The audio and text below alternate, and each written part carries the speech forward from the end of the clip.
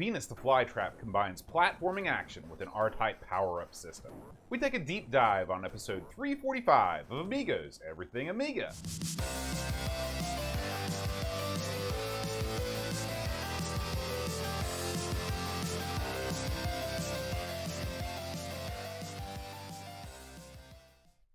Hi everybody, welcome to Amigos. I'm John. And I'm Aaron. And today, Aaron, we're going to be talking about Venus the Flytrap. Yes. Now, Aaron, where do you stand on horticulture? I stand, listen, I don't know what that means. That's something to do with It's the art, vegetables, the plants. art of plants. Yeah, no, gardening. I stand firmly away from it. I don't have a green thumb. Did you ever, in Boy's Life, they used to have, you could mail away for your own Venus flytrap? I do remember seeing those. You never did that. Who would want those? I never understood why you would want that. I want to feed something flies and stuff. That's gross. I don't want to see it. You don't like insects much, do I you? don't. I don't like carnivorous plants either. They're creepy. They are. When I went up to Cranberry Glades, if you're wondering, if you're watching the video, that's what's behind us. It's Cranberry Glades, Virginia. The only place in the whole state, and one of the few places around that has, carnivorous plants in the wild. They've got pitcher plants and Venus flytraps and whatnot. And when you go there, you get to see this stuff in action. It's creepy, man. Well, it's not as if when the plant eats the fly, it just disappears down the gullet. You see it slowly rotting away in there. Well, the pitcher plants are just a big, it's a big bucket of crud in a plant. Yeah. And stuff just lands in it and just dies. And it gets dissolved in there. The plant does basically nothing. Smart plant. It's, hey, that's what we call the top of the evolutionary food chain. Yeah, no kidding, eh? But no, I don't know why you would send away for it. Just like people that had those. You ever know? Everyone knew a guy in school that had like an aquarium or something. He'd have some stuff in it that ate meat. It's either like a snake or piranhas or something. They're feeding it. Like, look, I'm feeding it, and you feed it with other smaller pets. Right. Who would do that? I don't even get there. Lizards. I don't want to feed something mice. Yeah. How do you afford that, too? Those things can't be cheap. My my buddy Tom, my roommate in college, he used to have a ball python. Yeah. And he would actually, you're supposed to put live mice in there. Yeah. But the ball python was so lame. Yeah. That it couldn't beat the mice. The mice would like scratch up his face and run away. So Tom would have to kill the mice. Now you can't just order dead mice because they have to be fresh. Yeah. Or the snake won't eat them. So he'd have to crush the mice in his hands before putting it that in there. is just horrible. Yeah, that turned me off owning when a you ball say python. the ball python was lame, you mean just not entertaining or couldn't move? Not entertaining. Here's the way I look at it. If a ball python's too boring to eat the live mouse, just let the thing die. It's its own fault. If it gets hungry enough, it'll eat them. I don't want to tell you about the time when it got constipated, what he had to do. Oh, God. Listen, this is horrible... You ever roll up one of those camper mattresses? Yeah. That's what... Just do it in reverse? Yeah. That's a horrible tale. And I mean that in every sense of the word. That is disgusting, Boat. My God. Well, Aaron, let's leave that then. No, please. Look, can we just leave that? I agree. Let's just get to the game. Let's talk about Venus the Flytrap. Holy crap. Now, Boat, I know you never played this one, surely. This ring a bell? You're telling me you've played this before? It seems like I'd heard about this before, but I've never played it. I'd never heard of this, played it. I never played it on the stream that I remember. This was brand new to me. Venus the Flytrap, of course, released in '90, so you're getting to that sweet spot of releases. But this was the first Amiga release for Gremlin. Did you know that? Interesting. Now, first of many. They published this, and presumably they did this in-house, but most of the places I go, like Lemon or Hall of Light, don't have a developer listed. It was worked on coded by George Allen, who worked on, among other things, Switchblade 2, and Zool was his big claim to fame. Zool was like his baby. So think about it. This is the guy that ended up doing Zool. And I want to mention that because look at the backgrounds of this game. If you're watching at home, they're pretty blank. If you compare them to Zool, the busiest, most insane backgrounds ever, there's a big difference between the two in terms of the visuals. The graphics on this were done by Bimmy Hill, who worked on one of your favorites and one of the site's all-time favorites, Greg Norman's Ultimate Golf. He also worked on 3D Galax, and also the graphics were done by Paul Gregory. He worked on a ton of stuff. He's the most well-traveled of the bunch here. He worked on Driller, Speedball 2, 3D construction sets 1 and 2, Castle Master 1 and 2, which I've heard of Castle Master.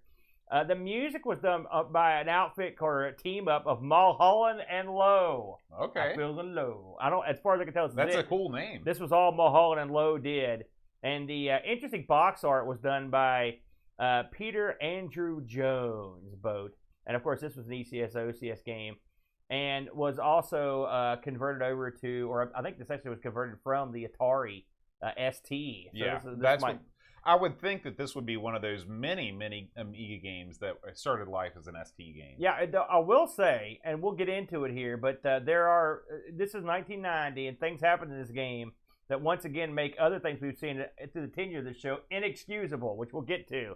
So let's talk about this game from Jump Street here, Bo, because this is a shooting platform game with elements of shmups in it, but it's got a backstory. And so the backstory in this is, I've been waiting to get into this backstory. So, you know how man is, right? We had this beautiful world, and here we come with all of our chemicals. We screwed it up. Global warming. You know, this is getting less and less amusing as the years roll on when you see this stuff. And, of course, we were killing off all the vegetation. We were killing off everything. Pesticides. Killed off rainforests. This is all in the opening. So what does a good scientist do, right? Do they cut back on global emissions? That's for suckers. Not in this universe. So what they did was they said, you know what we're going to do here is we're going to breed some cybernetic insects, okay?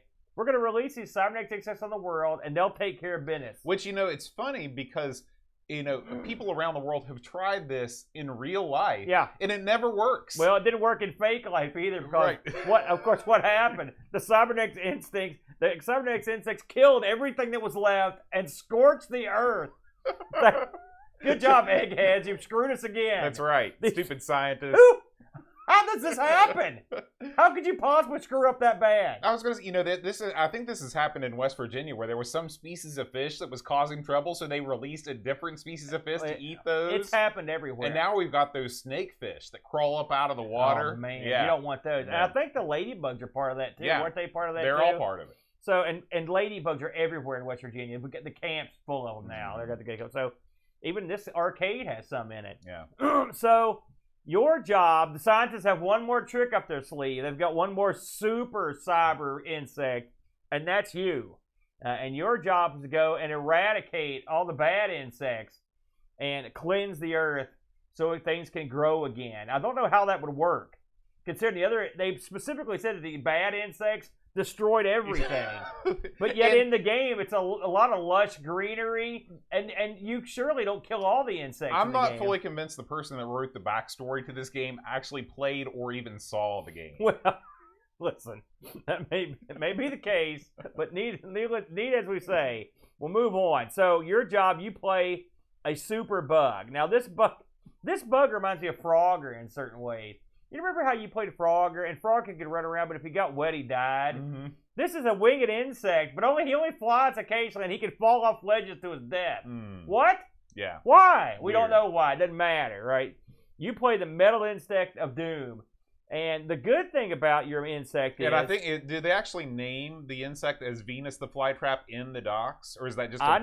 Well, I got the docs right here, and I don't recall them naming it. I don't recall that either, but I could be wrong. Yeah, so...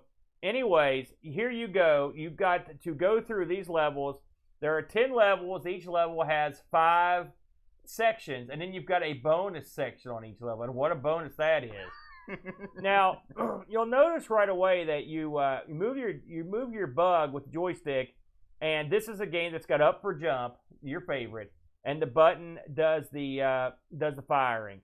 At the bottom of the screen, you're going to see a line of various weaponry. All right, it goes from normal, big shot, 3-way mortar, beam up, and 4-way. Okay, what are these? These are various weapons you can pull into service when you want. Now, there's a couple ways you can switch weapons in this. One way is with the function keys. You can just flip through the function keys. The other way is if you hold the joystick button and kind of hit in a direction, you'll get them. You'll switch to the next one. I don't know how far you got into this, and I did go and cheat so I could see the different levels.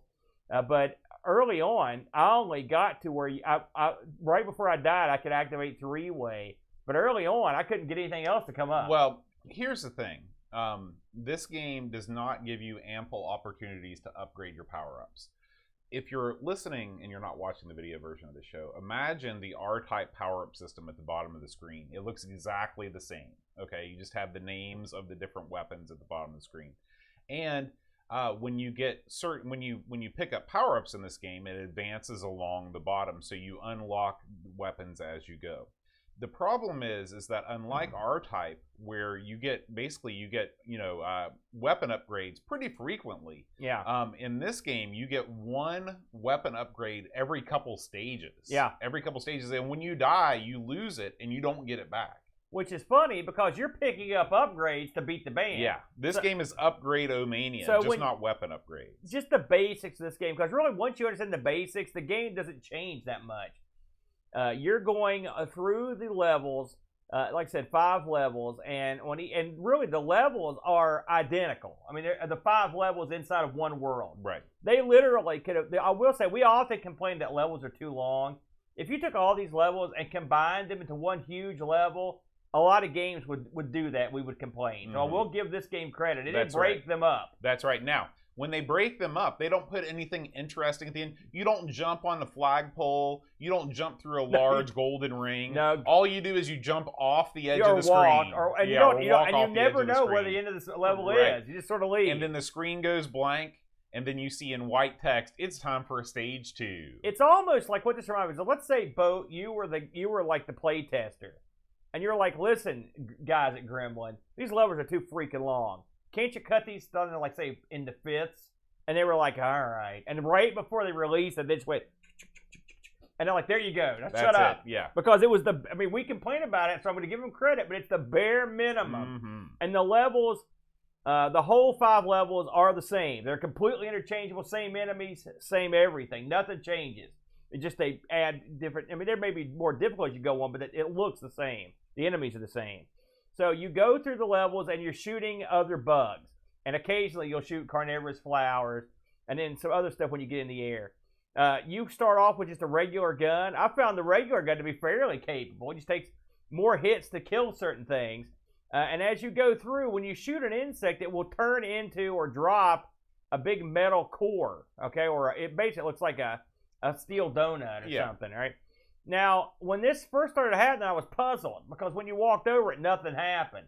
And you have to actually shoot the thing it drops. And then when you do that, you're rewarded with several things.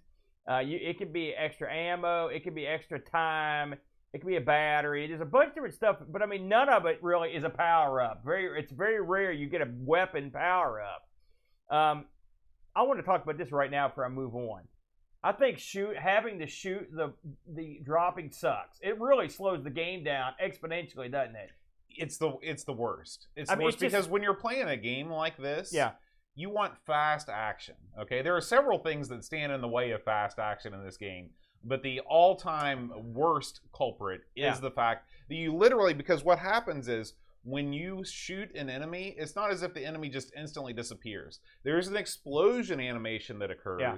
Then the explosion fades, and then out of the ether, this steel donut pops up. Yeah. Then you've got to shoot it. So it's like 3 seconds between the time that you first start shooting an enemy and when you pick up the power up. This game, if you told yourself, why isn't there a game that sort of has the theme of Ophidia but has the pace of God? Mm-hmm. Here you go. This is it. That's it. This is a slow, like plodding. Let's go with. It's a platform. There's a lot of I didn't think about the comparison, but there are a lot of similarities between this game and God. This isn't puzzly, but I'm just talking about the speed of it. The speed of it, the enemy patterns, the enemies in this game. They don't seek you out. The enemies in this game have a set path. They're either bouncing up and down, or they're traversing a small space horizontally back and forth. Yeah. These are about if these were the things that scorched the earth of our planet, we deserved it. Yeah. Because these things are they're of little power. Well, as you get further into the game, obviously they become more dangerous. But early on, I will say, as far as Amiga games go, this game has a very easy to pick up feel. And you'll do well. You should be able to get through the first world without too much trouble. I got through the whole first world without dying once. It's not that tough once you understand two things. One, they understand the pickups, how those work. And two, understand that you're under a time limit. I mentioned at the bottom of the screen, it lists all the weapons that you can eventually obtain. At the top, you've got your score, and you've got something that says TI and number. That's a timer clicking down on you, and it's got your health. And this game does something that I've never seen before. First of all, the timer, and like in most platformers, is totally useless. Well, that's not true if you get farther on, because there are things that automatically take your time when you land on them. What I'm saying is that this game would have been just as good or better without a timer. There's no reason to artificially limit the amount of time that it takes to get through one of these stages, because there's no exploration. Well, I don't know. You have to do something, or you can meander through this level all day. This game is interesting because there are pads that you walk over in this game that do different things. The programmers decided it would be too much work to put in a trampoline. So what they've done instead was they just put a little drawing of something that resembles a spring, and when you're over top of it, you can jump. They're arrows, basically. Yeah. I mean, why would there be? I mean, I don't know why there'd be these things in the forest. That's what I'm saying. But I mean, I don't know. Maybe there's some reason. But I don't know why. This is something that I've never seen in a game before.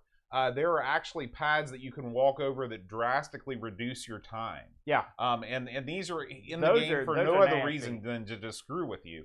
I've not seen that in the game before. I'm not exactly sure how that makes this game better, but they're there. Well, I mean, I noticed that on the later levels there are tons of these, and so here's the that's thing. An artificial. It's an artificial adversary in the time. I went through this whole game. I didn't play through it all, but I saw everything, and the enemies do get slightly more difficult, but even on the very last stage of the game, you're still seeing guys that are bouncing straight up and down. You're seeing guys that are traversing left to right. It's not as if all of a sudden these enemies get totally hard. Now, I want to mention that there were five levels per stage, and there are 10, or I guess there are 10 stages, 10 worlds. Each one has 5 levels, but there's also a bonus level at the end of each level. And I read this, and I was like, okay, that sounds pretty cool. And this is where the game turns into a shmup. This, for some reason, in between levels, you can now fly, and there's quite a nice sort of a parallax cloud with the sun setting scene in the background. And it's totally Amiga. You basically fly through and just shoot a bunch of insects. That's the level. And there are also some bigger insects you normally would encounter on this There's stage. a boss at the end of it. And at the end of it, you have this it's the old segmented worm gimmick, the caterpillar. Yep. And you've got to shoot it. But what really was a bummer, because I started writing down, okay, first level, segmented worm. Then I got the second level, segmented worm. And it turns out that's it. Right. That's the only boss. So and now, don't get me wrong, the bonus levels get much harder. Even the first bonus level is not easy compared I think it's harder than the actual platform on the first level. Absolutely. And then so once you kill the segmented worm, you get an extra man and the level's over. That's pretty much all there is to it. Then you go to the second world. Now, I've got a list here. These worlds, I mean, you went through the whole game, you said, and you looked at it. The worlds that you have to choose from here, you've got the first level, which I don't know if it has a name. Then you've got Frozen Wastes, Wood World, I like that one. Death Valley, Tech World, Dead City, Pyramids, Creeping Swamp, and Translucent Plants. Now, these names are cool, but really, this is basically a rough coat of paint, effectively, over the same. There's not like a bunch of radical changes as you go through the game. And now, like you said, the enemies become more, I guess, their patterns are more aggressive. They fire a lot more. There's more projectiles in the first level, for example, there's really not much firing. Right. In the second level, there are these gun turrets that fire at you, and occasionally you'll come across something that fires at you on the second level. One of the neat things about this game, this is sort of this game's bread and butter in terms of a gimmick, is the bit where you go across these paths that have arrows up and down. And when you do that, you suddenly are walking on the ceiling. And so the entire game is reversed. And it's pulled off real well and very smoothly. And there's a certain amount of strategy to these areas. And even a certain amount of strategy as to when you want to walk on the path, because you don't want to have your bug flip up into an enemy, because there's an enemy crawling around up there. I would have liked to have seen, because it's probably the coolest feature of the game. I would say that's the bit, right? That's because really, it's not like the weapons are really awesome or the ship gets cool and augmented. It's none of that stuff. The enemies are nothing to write home about. I mean, honestly. I mean, I guess the worm's the coolest thing. I mean, we've seen that done a million times in a million different games, the old segmented worm. Even the bonus stage where you're flying, I mean, that's not that original either. We've seen that before. You know, so I guess the upside down part is the most interesting part. But really, I mean, it's implemented okay. I mean, like I said, the entry and the exit from it's smooth. But I mean, you know, I think that, okay, what could someone, now this is a big stretch, but what could the minds at at Nintendo or something do with that capability? They would come up with some real wacky, crazy stuff. This just sort of puts it in, and then you sort of have to jump stuff if you're upside down. It's not like it's anything that's a world beater to me. Right, what did you think? You know, this game could have been so much more awesome than it was. Okay, if they would have given you more power-ups, if they would have given you if you could have picked up power-ups as often as you do in a normal shooter, and then been able to strategically choose which power-up to use in a given situation, because you have limited ammo. One of the things that's cool is like the 3-shot. Well, every time you shoot it, it takes away 3 ammo. Right. You know, so you have to be strategic with what you're doing. I would have liked to have seen more ways to approach problems. For example, I would have liked to have seen ways where you can either tackle, maybe they make it a little bit easier to go up on the roof, but you have to contend with, you know, the controls being reversed. Maybe, or instead you can go down on the bottom, but you have to choose your weapon rightly, you know. And I would have liked to have seen a little bit more exploration in this game. This game is literally, there's no exploration at all. You're going from left to right, and that's it.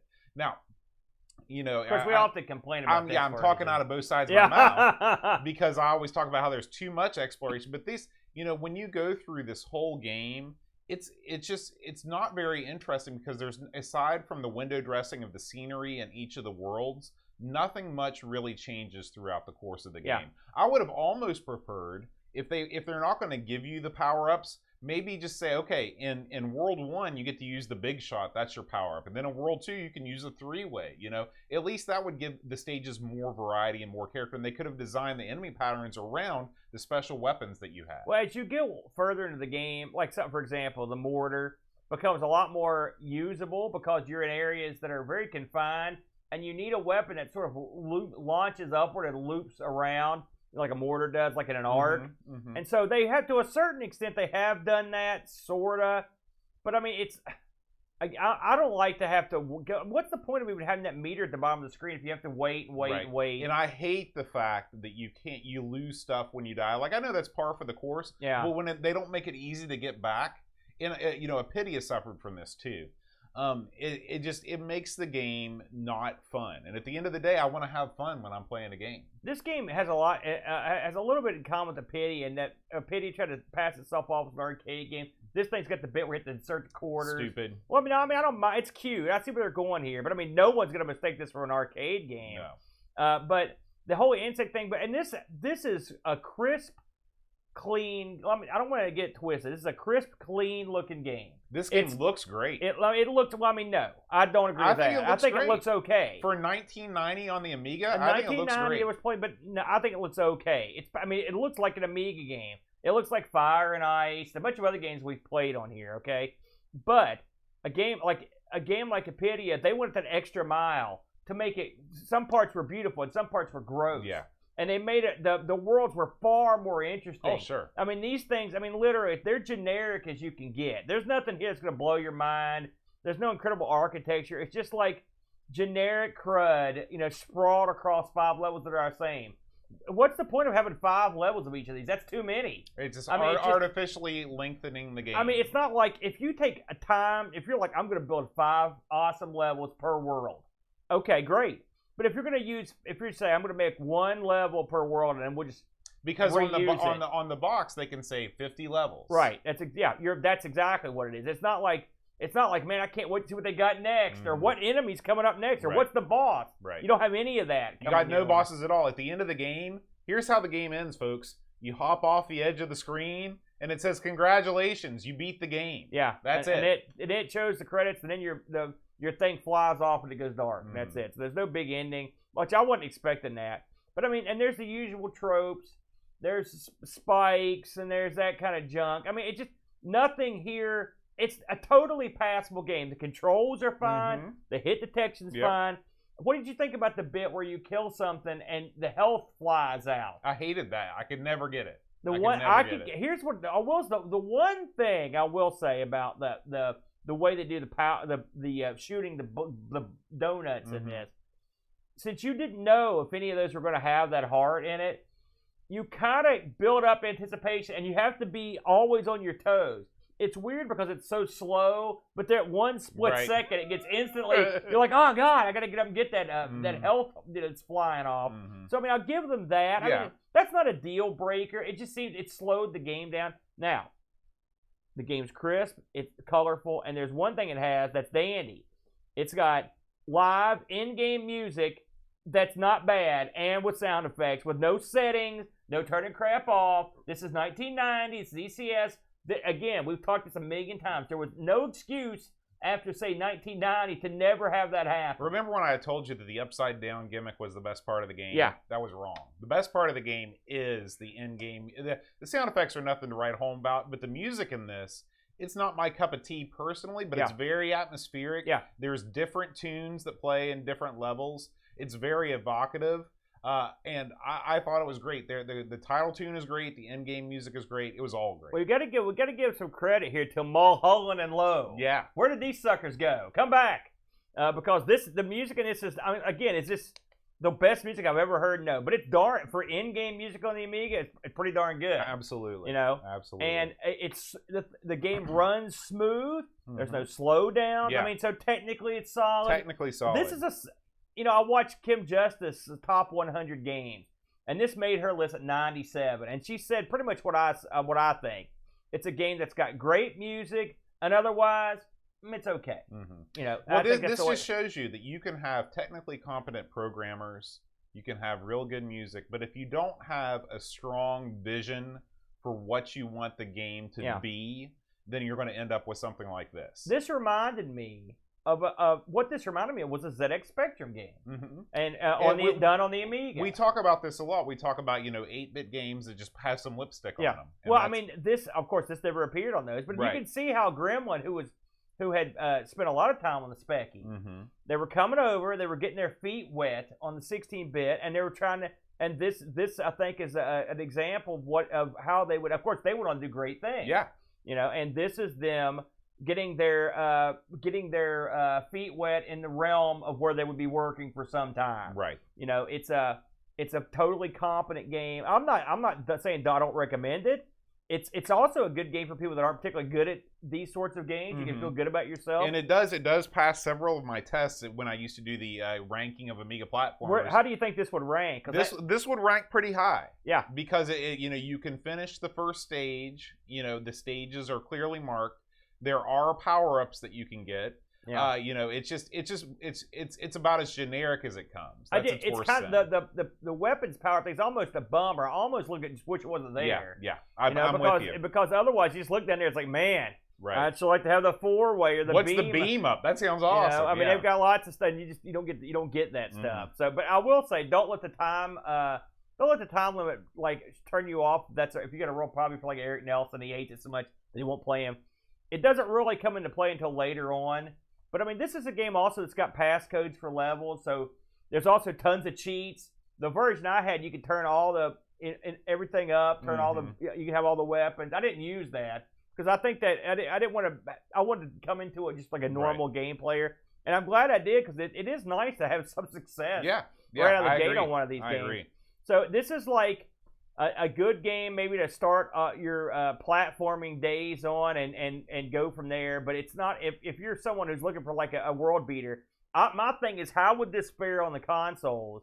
And it would not fare well. No. And that's the way I look at it. But it doesn't mean it's a bad game. And the music's good, so that's worth looking at there. I mentioned that this came out on the ST. I did a little side by side here, and the ST version looks very similar. Maybe a little less colorful. You don't have those smooth gradients. Right, yeah. And but it looks fine. Now Of course, I don't know what this game looks like in the non-AGA enhanced version. This isn't. Yeah, give me a break. You'll notice that on the ST version, They've moved all the information at the bottom of the screen. I don't have a problem with that, if I'm honest. No. I think I like that better in a way because I can look at one area of the screen. Yeah. I agree with you there. Yeah, so, I mean, I think it looks better on the Amiga in terms of the way the stats are lined up, but they're more functional on the ST version, in my opinion. Bo, did we get any hot, sweet action on the Discord this week? I think that we got a single review this week, Aaron. Oh, no, we got a couple. Got a couple. All right, we start things off with Lord Soup. Oh, I read this one. He says, another fondly remembered game that turned out to highlight the capable Amiga's developmental isolation from Japan and North America. Oh. Couldn't bear to play it for too long. Unwilling to waste more time to score. Just got my pad working, and there is gold to be enjoyed on the Amiga. So Lord Soup was moving on. Sorry, Soup. It wasn't that bad, Soup. Super Famiking writes, I loved this game when it came out. He played a demo of the first level for weeks when it was on a 0 cover disc. It doesn't quite live up to my memories, unfortunately. I still like the slow-paced, precision gameplay, something that works better on Amiga platformers in my opinion, because it's slow and methodical. Using the joystick isn't really a hindrance for once. Yes. The graphics are clean, even if the backgrounds are overly simple. I also find it's one of the more forgiving Amiga games, and you can make decent progress before it becomes rock hard. However, once you've seen the first level, apart from a change in graphics, you've pretty much seen everything the game has to offer. Bam. If slow, methodical, precise, puzzle platform shooting action is your thing, then there's a short amount of fun to be had. However, if killing game show is more your scene, then there's nothing here to hold your interest. I still enjoyed a few hours with an old friend this week, 6 out of 10. You know, Super Famiking brings up a very good point. There are more than a few similarities between this and Killing Game Show. Killing Game Show, of course, graphically destroys this. It's way better. We still haven't played that on I think that's what I have played on my own. But it's Killing Game Show is a much faster and Psygnosis levels of hard. So there is one difference. This would be a good warm-up to play that. I did look at some reviews for this boat. The good folks at Lemon give this one a 6.57, so it's somewhere in the range. There were a ton of reviews on this, and when you boil it all down across the boards, you're getting an 81%. It's funny, though, looking at some of these reviews, Amiga Joker, renowned for their hate of everything, they gave it an 87. Amiga Power gave it a 39. They're skewing the numbers. And then the rest of the people, it ranged from 90 down to, in the 80s for the most part, Amiga format and Amiga computing, the usual suspects. So they're all in that Let me ask you a range. question. Would you rather play this or the Amiga version of Altered Beast? Oh, this is much better than Altered Beast. Because like in what a weird thing to have. In 1990, there weren't a whole lot of platformers available on the Amiga. Well, by 90, no, there was a lot more stuff. Tell me, what was there? Oh yeah, I've got all the. Well, you can tell me one. By 90, I don't remember of the year stuff come out. But by 90, what I'm saying is you're wrong. By 90, there wasn't that much stuff. Listen, there wasn't. I'm not going to go and look this up, but I don't agree. I don't agree with you. And the people in chat, if you don't agree with Boat and you could think of some, feel free, because he's asking someone whose brain's tapioca. And you know that when you ask me questions like that. Well, when you come out and you say, well, by 90, there was tons of stuff to play, and you can't name one thing. I'll just go over here real quick. We'll do this in the middle of the show, Boat. I'll go over here in the Lemon, and we'll go. I'm not going to do it. I don't have time to do this crap, Boat. You're nuts. That's the way we look at it right there, though. That is your Venus Flytrap. Any parting thoughts on this before we move on? Listen, I think that this is worth checking out. Just, play it until you get bored and then turn it off and go to something else. Yeah, I think that's an apt summarization. Like I said, I like the ease of play, and it's not offensive in any way, so these days that's good enough for me, Bode. Yeah. I don't like the offensive. I'll tell you what's not offensive at all, and that's our favorite man on the street who's there for you when you need your Amiga fixed. That's Retro Rewind. Oh, yes, Bode. Retro Rewind. He is the keeper of all things in North America that is Amiga and Commodore. If you need parts, he's your guy. If you need cap kits, he's your man. And dadgummit, if you just don't want to do the service yourself, or you've got a repair that you don't understand how to fix, Frank will take care of you, because that's what Frank does. Frank has decades of high-level experience working with the masters. And that's not hyperbole, that's a fact. He's been with the greats, and he knows all the tricks. And he's got the tools up there that you don't have at home. Take care of business on this stuff. Now, he also offers software solutions, too. For example, if you are itching to get your hands on the latest version of Amiga OS, Amiga OS 3.2, you can check this out. You can get it either just the standalone software, or you can order some Kickstart ROMs for it as well. So that is one of the options available to you with Frank. But really, I mean, if you've got an Amiga and something's wrong, or you want to make something better, make RetroRewind.ca your first stop. And when you do, use promo code Amigos10 at checkout to save 10% off this or any order. We do appreciate Retro Rewind, and we thank them for being an official sponsor of Amigos. Absolutely. Ready to get some news in, brother? Let's do it, man. Let's do it, man. Amiga News.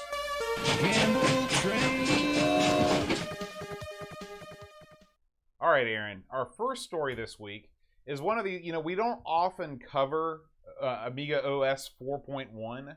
No, we've never covered it, have we?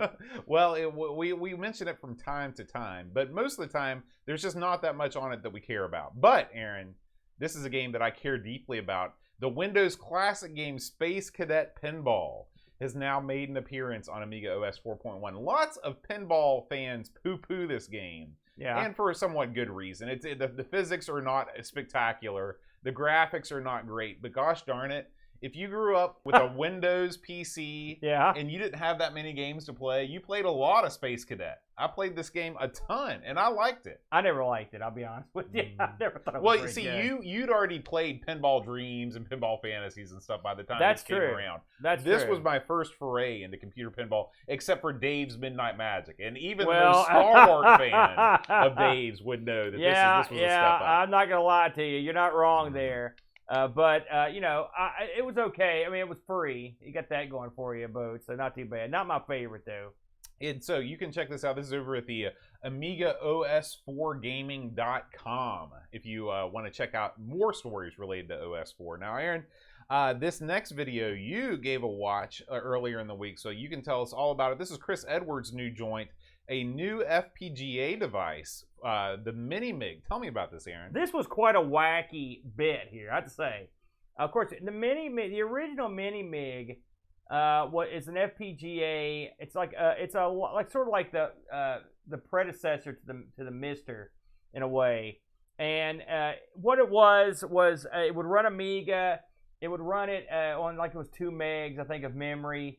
It was you couldn't do everything you want to do on Amiga with it. You couldn't run WHD loads. I guess you could run really small ones, but it was okay. It was not bad.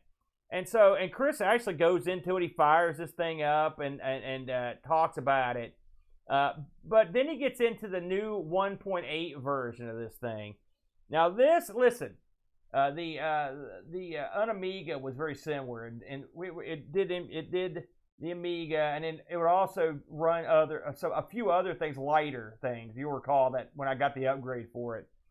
The 1.8 is a more robust machine. I think he says it's got a 68. Here's the bit. I should get into this. This thing has a Motorola processor on it. That's not part of the FPGA. Oh, okay. This is what makes this unique, which is wacky. This thing has a 68,000 chip on it. I think he said it was a 40 megahertz 68,000 chip. It's got a lot more memory as well. And so so you're like, okay, so I can FPGA most of the Amiga chips that's using a real Motorola. What does that mean? Well, to your average person, it doesn't mean much, but to someone who's out of their mind or has some crazy visions like Chris, what it means is you can actually use peripherals that will fit a 68,000 slot on this FPGA. And so picture this, if you will, Bode. Picture this FPGA board, the 68,000 chip, and then you take the chip off and you put a PyStorm on there, or a Buffy, or maybe even a Vampire will fit on this. Okay. All these theoretically will work on this thing, and he actually demonstrates, I believe, a PyStorm he puts on this thing, if you can believe it. Yeah, he does. It's a PyStorm, and it works. It works pretty well. And this is just, he didn't do anything. He stuck it on there and cranked it up. So think about that for a minute. It's an interesting marriage of two worlds: the FPGA world to simulate the Amiga's special chips and everything else, and then the tried and true 68,000 in its normal way is there and you could screw with it. Now here's the $1 million question, Aaron. as you know, Mr. prices have gone through the roof. Yeah. Raspberry Pi. Is this thing A, available, and B, affordable? Chris himself said that these were available in very limited supply. I think I read that there were, at the time of the shooting of the performing of this video and the launching of it, there were 50 of them that you could get. I believe he said these were like $300. I think's what he said. That may be Canadian. And now think about it.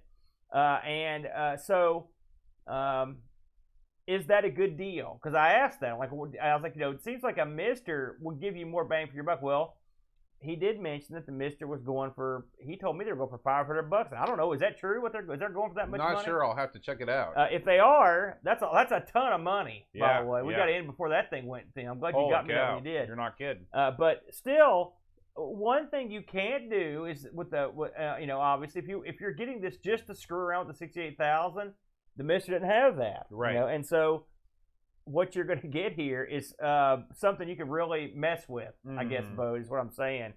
It's very unusual, man. This really caught me off guard. And you can see him showing off where he had like 400 and some megs of fast memory on this thing, or slow memory.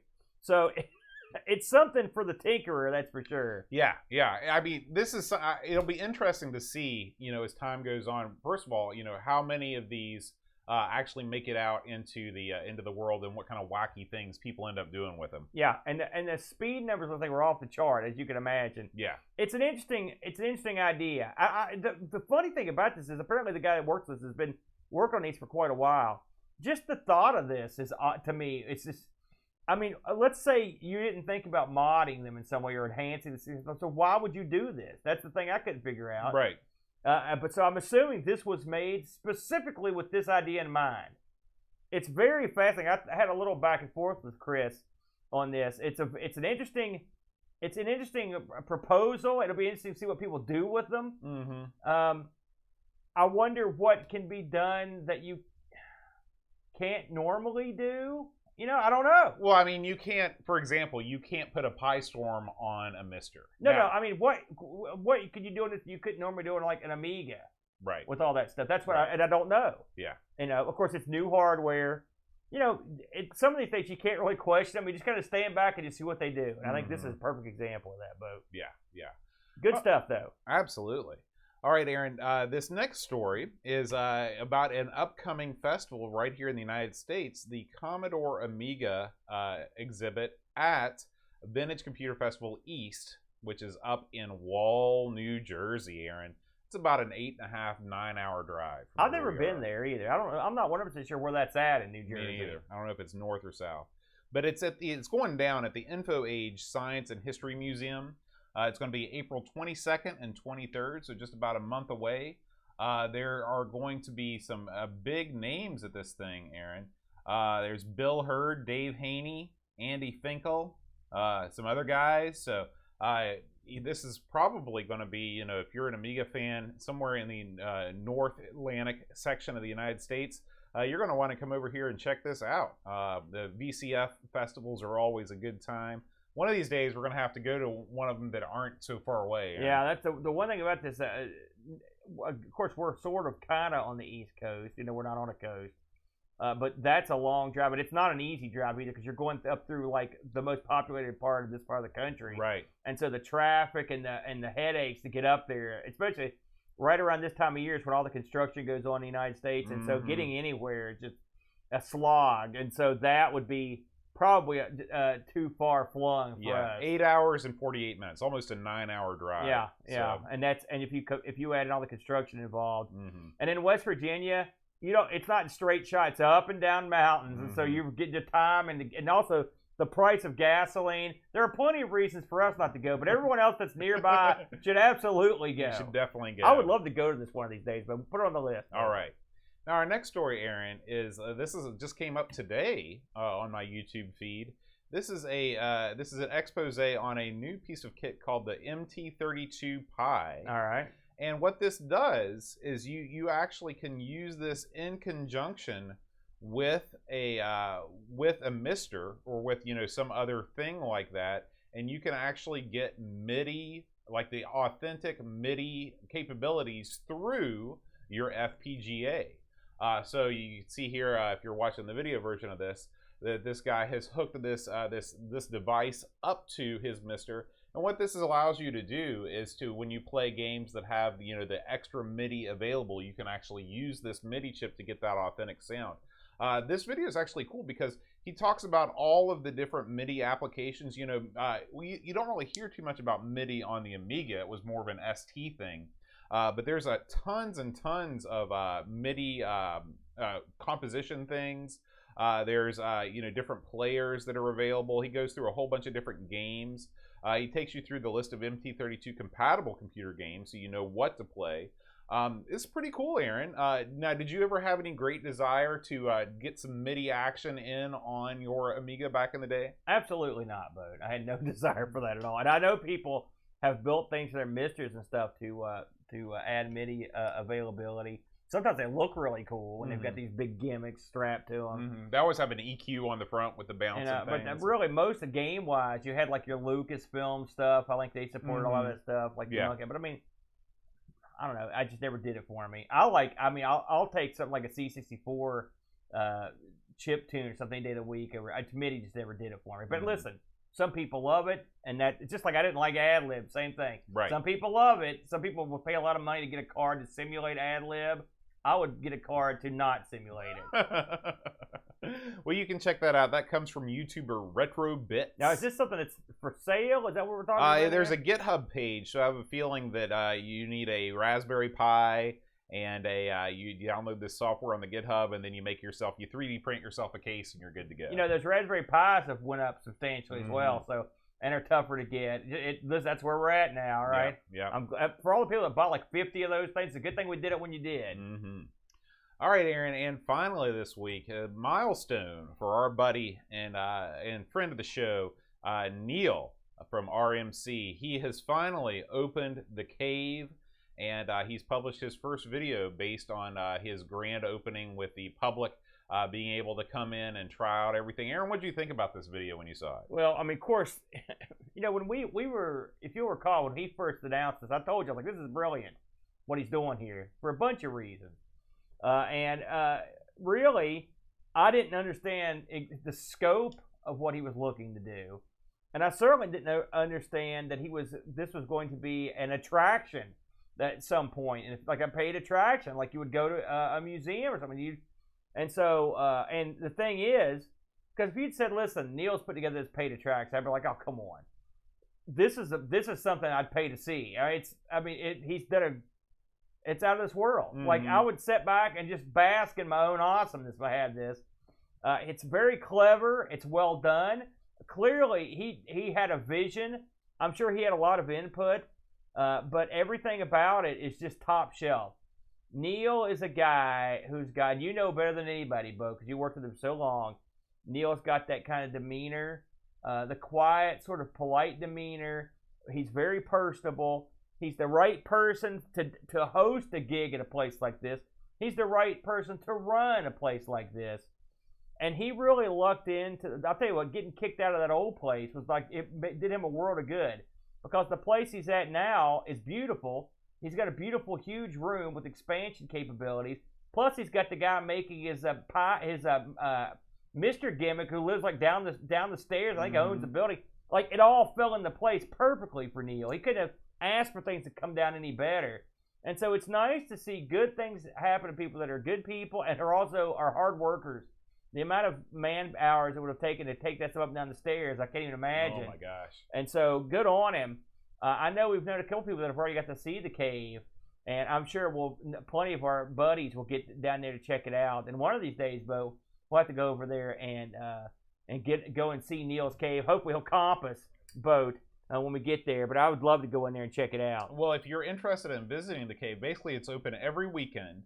Almost every weekend. You can go to his store and book a session, and the sessions are either morning or afternoon. They're 3-hour blocks. A ticket to one of these events is £12.50, which gives you, full run of all the machines that are there, plus access to the library. He's got thousands of well-organized classic magazines, plus the arcade machines. looks like about 20 computers there. So you won't run out of things to do. You know that? Remember that we covered that place in Raleigh-Durham that was the arcade? It was the bread and breakfast. Mm-hmm. That's what he should have over. He should find one of these empty storerooms, put a bed in there, and do an overnighter, and then Neil could serve you coffee and a Danish in the morning. Mm-hmm. You know, come in, work it all. He can take care of that, no problem. That's right. Plus, he can say like, listen, spend the night in his historic mill. You got all the angles covered. You know what I mean? Absolutely, absolutely. So.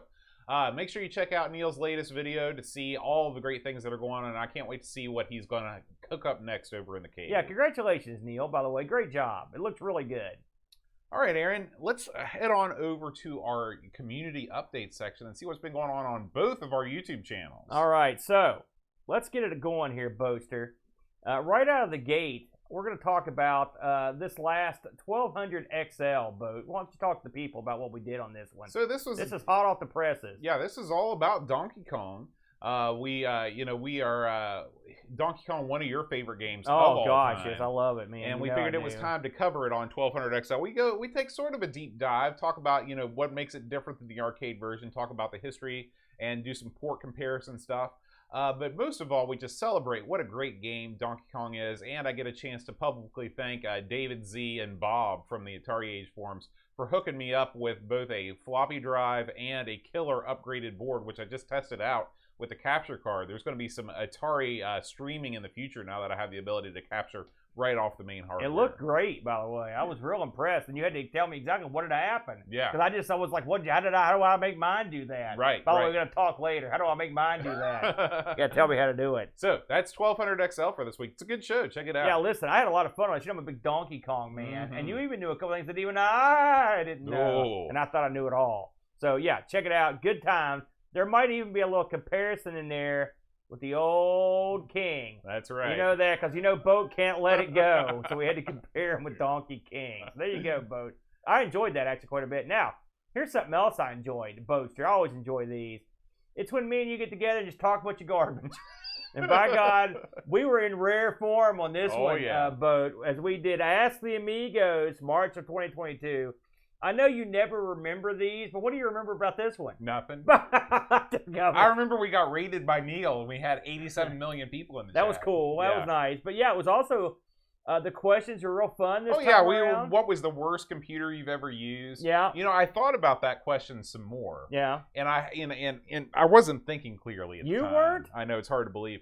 But really, I want to revise my answer. Well, I can't remember what you said on the show. Actually, maybe I want to keep it the same. All right, what did you say on the show? So this is just using the computer itself. All right. Okay. The answer has got to be the ZX Spectrum, the 48K Spectrum. Why do you say that? Okay. No on-off switch. Dead flesh keyboard. Yeah. When you try and type commands into BASIC on the keyboard, they don't do what you think they do because you got to read the tiny words on there. Yeah. Loading times on the cassette, never a good time. So just from a single usability standpoint, 48K has got to be the worst. Even though the games are a whole different. They're some of the best. Just using it. Can you think of one that's worse than that? Just from usability? I said one that was worse. Well, you've never actually used a Mattel Aquarius. You've never sat in front of one. I've seen them. I've never typed on it. But no, it's just. But listen, here's the difference.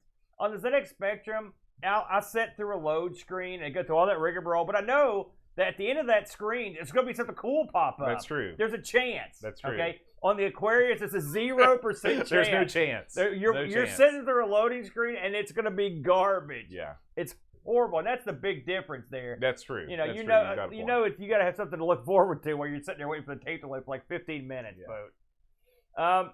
Last on the docket for this channel this week. Oh man, this is controversial. Controversial. It's myself and the Brent. We didn't realize it, but we did it. We did a bad thing, I guess. We did a video this week. Games that make no sense. Boat. This was a category Brent came up with this time around. I took a look at WarioWare, which I love. Mega Micro Games. I was surprised that Brent was kind of not so keen on it. I couldn't believe it. I think he was being contrarian. I like the art. I think he. What makes this game, aside from the minigames, it's just the art style, the music, it's just everything. All of it. It's a complete package. The guys at Nintendo are geniuses. Mm-hmm. They're artists. They're like literal artists. Yeah. Brent looked at a game. I've never heard of this, and it's the Brent special. He looked at Wrecked a psychedelic adventure. This was I could not believe when Brent started talking about this game how crazy it was. This game, I will say, he did what it said on the tin, because this game makes absolutely no sense. A game put out by people to keep you from doing drugs.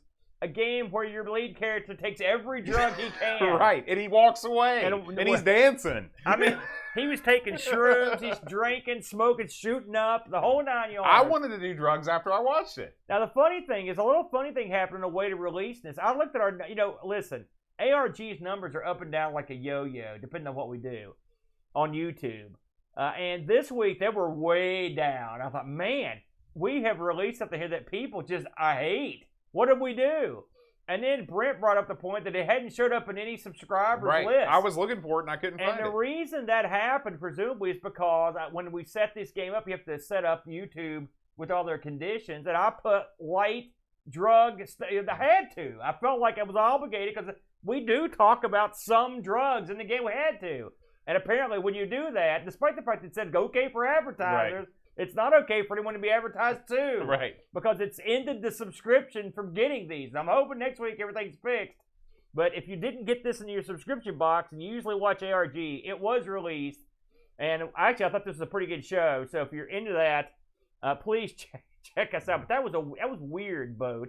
Have we done anything on the Amigos that ever had that happen? No, because I never say that we do anything bad in our. Well, it's like covering Doom and saying, yeah, we talk about guns. You should never do that. Well, listen, I was trying to be an authentic guy here, Bo. That's why that was your first mistake. So over on the Amiga stream team, we've got one release here, and this was the show we did Friday. Actually, I did this one. This was Retro Games on Steam.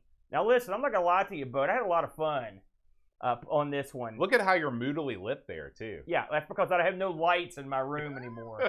It's horrible. My light's coming apart, in case you didn't know it. So, this game, I thought it'd be fun to get on Steam and just get some stuff that had a retro appeal or a sequel that was for a retro game. So we look at the Steam version of it's called Chaos something. I can't remember the name of it. Chaos Reborn. Reborn, which is if you play the old ZX Spectrum Chaos game, which one of my, if not my favorite ZX Spectrum game in the top 2 or 3. This is a great. In fact, the same guy worked on it, so it's gold. It's a lot of fun. It's on Steam.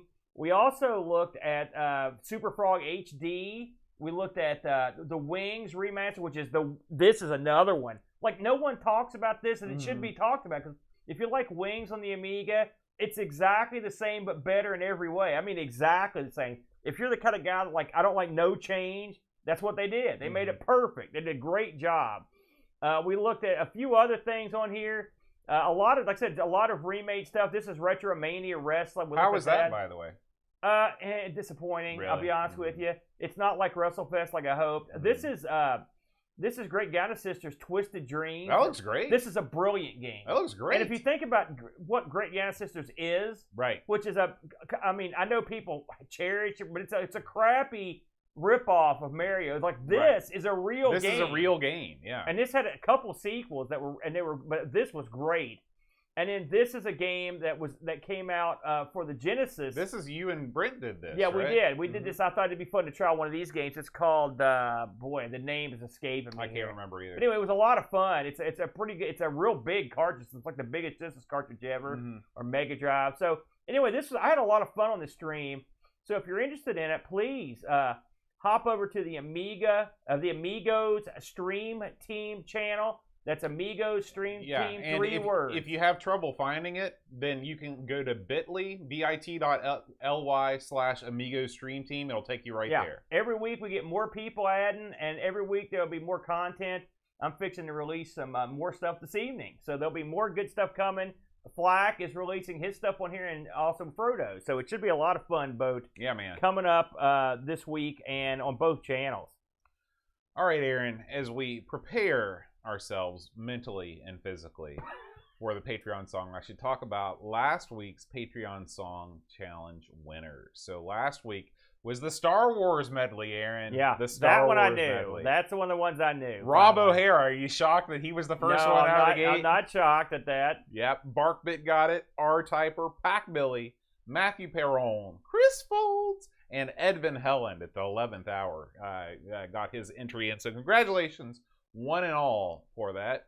And Aaron, this week we've got a new Patreon song. This is a full band, but it's a band of me's. So I'm sorry. Oh, good God, no. Not the band of yous. And if you know the answer, you can send me an email at john@amigospodcast.com. We do want to thank, we don't often thank our Patreon supporters. In fact, I'm not sure if singing their name is thanking them. I'm not either. But if you would like to join the list, head on over to patreon.com/AmigosPodcast. And you can support the show. You get access to our Discord community. Lots of awesome stuff. So, Aaron, here we go. John@AmigosPodcast.com. Take it away. Amy, Kelly, Jupiter, William, Victor, Scar, Brutal, Barracuda, Christopher, Hassel, Sean McRae, Petzel, Chris Folds, Oh, Johnny, David, Daniel Williams, Go Slow, Norris, Rambo, Case, Ricky, CTC, Alice Duffy, Lay Denson, Calbert, Bud, Bernard, Quinn, David C. Mark Byland, Jason Warnes, Matthew Mobius, Luke Hudson, Joseph Harrison, Josh Nat, RMC Lobsterman, Native Bundy, The Amiga Show, David Z. McIntosh, Librarian, Tim Drew, Simon Ledge, Martin B. Gary Heather, Humsky, Face Edwards, Jerry Faber, Darren Coles, Kyle Letter, Peter Price, F.A. Robinson, Alan Gibbard, and Kjolbjorn Barman. That's a good playing, Bode. Thank you. Singing? Well, yeah.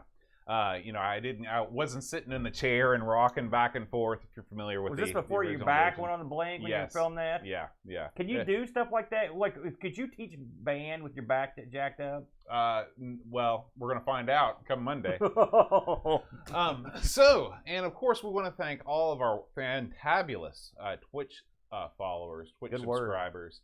Jabasoft, Scumboy, Pixel Rageous, Edvin Helland, Jigglebox, RetroRewind.ca, Retro Jerry, Honored Shadow, Eeyore4077, Amiga Live, Wing Chun Wolf, Twilight Zoner, John Marshall 3, The Mr. Chip, Gary Heather, Jason Warrens, Paco Take, Makahan, Matt Dufort, Oil of Hope, Great Algae, Captain Chaos DK, Below Jellyfish, Explorer, Buck Owens, Frodo NL, Luminato8, Orom, Pishbot, Real Retro Dude, HSEI Ken, Christian Russell, Grizzla, Crabs MTG, Still Adolescing, Zuper Dan, Anthony Roberts, Steve Burtz, Negsol, Gustavo Hits, Brock 101, Mitsuyama, Uber Scuba Diver, Ride World of Retro, Barkbit, and Thurso Bard. Thank you guys so much. We record this show live almost every Friday. Can't you tell? Although we're recording Thursday today. Yeah. But you can check us out on twitch.tv/Amigos Retro Gaming and be part of the chat. We love it.